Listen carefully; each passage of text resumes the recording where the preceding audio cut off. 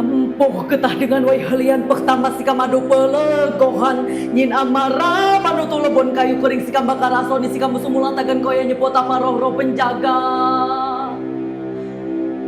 Campuh ketah dengan wai halian pertama sikam adu pelegohan nyin amara manutu lebon kayu kering sikam bakar asoni sikam musumulan tagan koya nyepot apa roh-roh penjaga.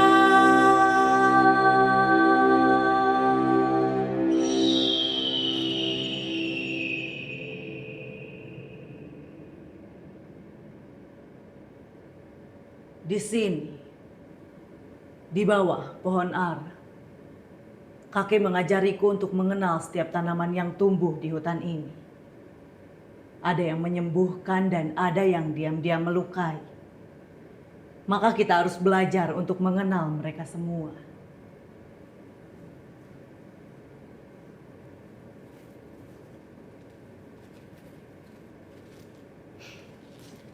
Aku mengumpulkan ini bukan hanya untukku, tapi untuk semua orang di desa. Jika ada anak tetangga yang demam, aku yang meramu airnya. Jika ada kulit yang gatal karena ulat bulu, aku yang menenangkan. Bahkan jika ada yang patah tulang, aku bisa merawatnya dari apa yang kakek ajarkan. Biasanya aku tidak sendiri. Sahabatku sering kesini, Hana. Dialah yang membantuku mengumpulkan tanaman obat ini.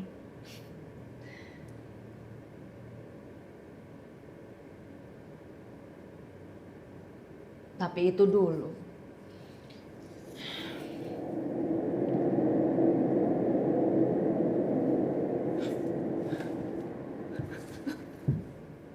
Ini bulu burung elang.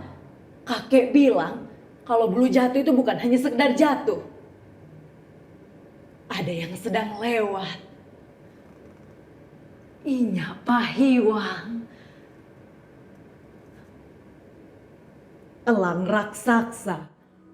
Penjaga pohon ara.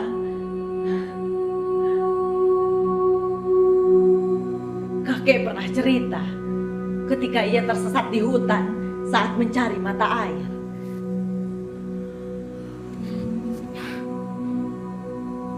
Hutan itu gelap, bukan gelap yang biasa. Tidak ada arah, tidak ada suara. Lalu tiba-tiba kakek mendengar suara burung elang. Suara yang menggelegar seperti petir. Dan tidak lama setelah itu, sebuah pohon mulai bercahaya. Akar-akarnya bergerak seperti menunjukkan jalan.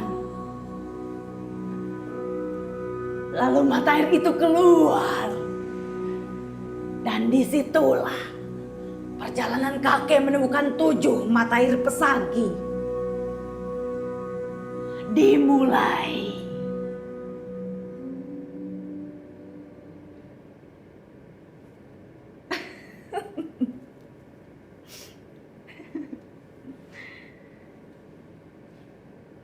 Kakek memang pandai bercerita.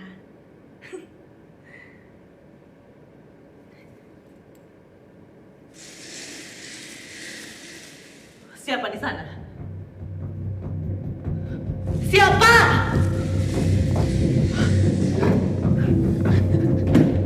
Aku tidak akan pergi. Aku tidak akan meninggalkan pohon ara ini. Pergi kalian. Pergi. Pergi. Mereka memang tidak pernah merasa cukup setelah mendapatkan mata air, menghisap jutaan liter setiap hari. Dan perlahan, sumur-sumur di sekitarnya mulai mengering, ladang gersang, sawah kering. Dan di tengah penderitaan itu, uang kepala desa datang menawarkan bantuan. Sesungguhnya, itu hanya untuk kepentingannya sendiri. Tapi pun kau hina. Tengis kau. Perusahaan itu sudah janji 80% tenaga kerja untuk sana-sana kita. 20% komisinya untuk kita.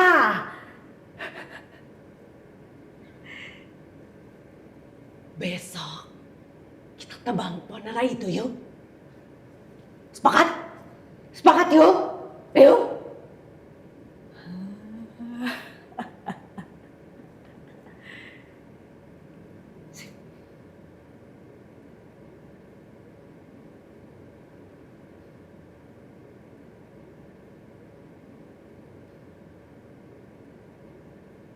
Saat itu aku langsung menuju pohon ara. Takkan kubiarkan siapapun menyentuhnya.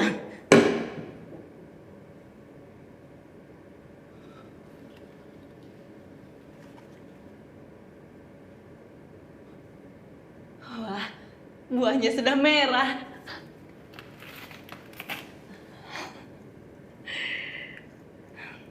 Hana paling suka buah ara yang sudah berwarna merah.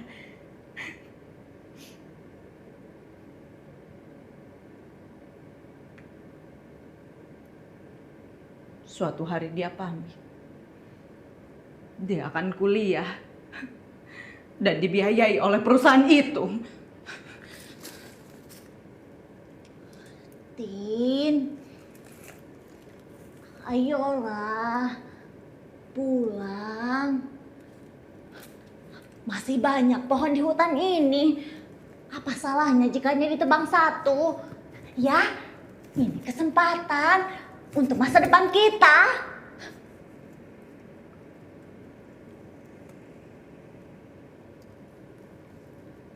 Bapakku bilang ini untuk kebaikanku.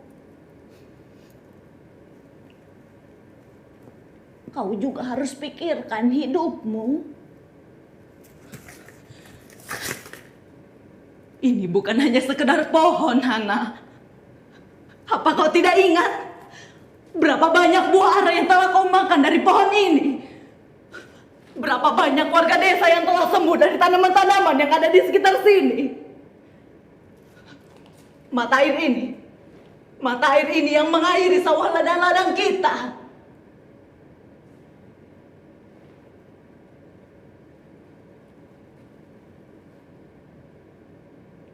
Hidup kita bergantung pada pohon ini, Hana.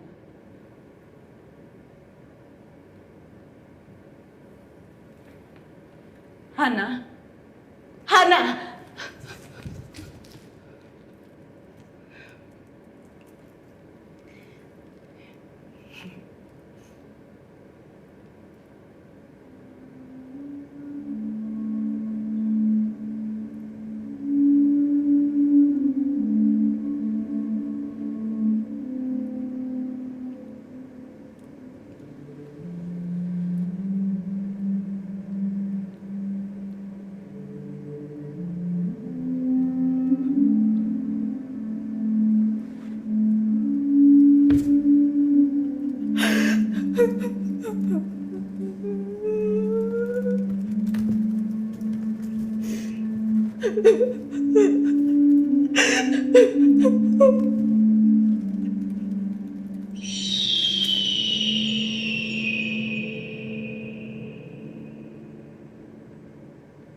Saat itu aku menangis sampai tertidur.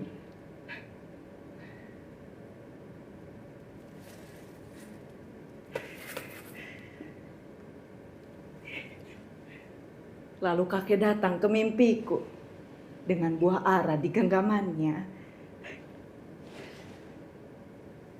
Tin, lihat. Biji buah ara ini sangat kecil. Tapi dari biji yang sekecil ini bisa tumbuh menjadi pohon ara yang besar dan kokoh. Akarnya mencengkram tanah ini agar tidak menimpa desa kita. Tidak ada yang sia-sia, Tin. Bahkan biji ara yang kecil sekalipun.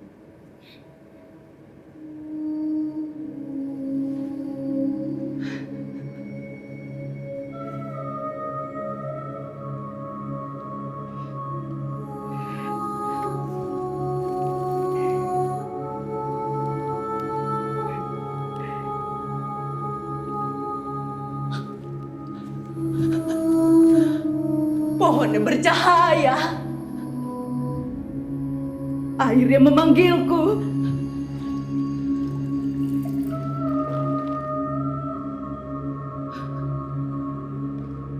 Aku mengerti sekarang.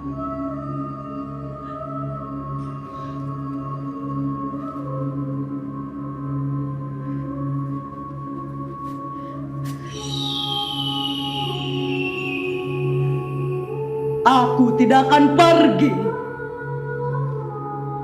Aku akan tetap di sini. Menjaga pohon ara.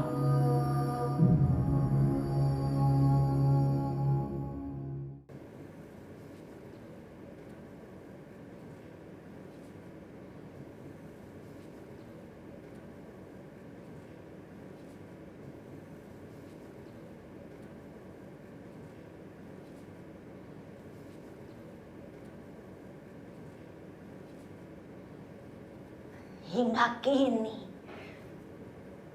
aku tetap menjaganya.